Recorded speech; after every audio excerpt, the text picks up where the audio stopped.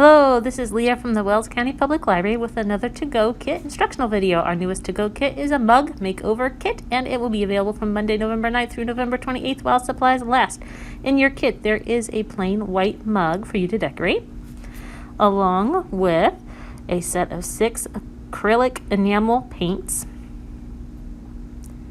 There will be some Q-tips, a paintbrush, and some toothpicks, all of which you can use to paint on your mug with.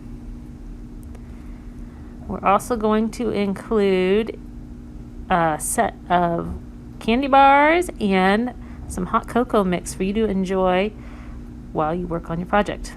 There's a small sheet of contact paper that you can use to create a stencil, and a set of instructions that we highly encourage you to read through and follow. You might also want to protect your surface with a plastic barrier like a tablecloth or something like that. Cup of water to wash your brush out in.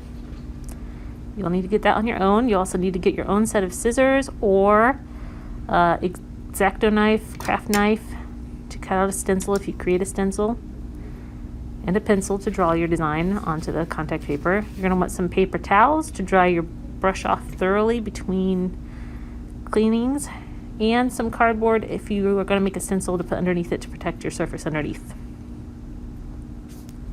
A few things to keep in mind when painting your cup. Do not paint the top of the cup where your lips will go. Do not paint the bottom of the cup. And do not paint the inside of the cup. No painting in those areas. If you are going to use contact paper to create your own stencil, you can either trace a design or draw it yourself. Detailed designs are going to be easier to cut out with a craft knife, but be sure to put a thick piece of cardboard under the contact paper before you start cutting. If you use a stencil, remember to apply it tightly to your cup and don't use too much paint when you're decorating there.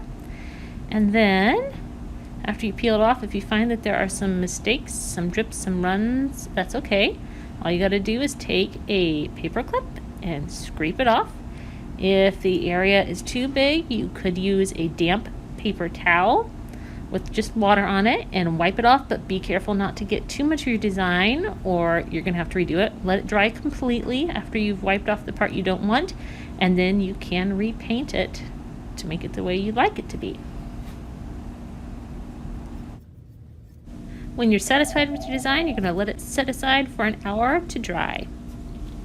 Okay, now that you're happy with your mug, you're going to put it on a baking sheet, and then it's going to go into a cool oven. It's not turned on yet.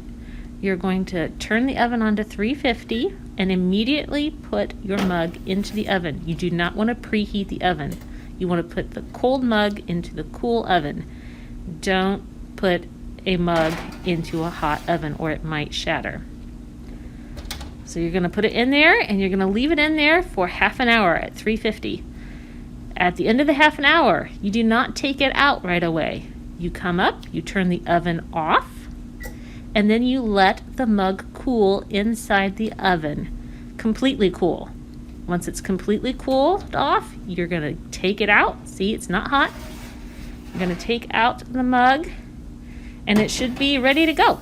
It's safe for the top rack of the dishwasher, but it is not safe for a microwave anymore. Do not use this mug in a microwave. I hope you've enjoyed this project, and we look forward to seeing you in the library. Have a great day. Bye.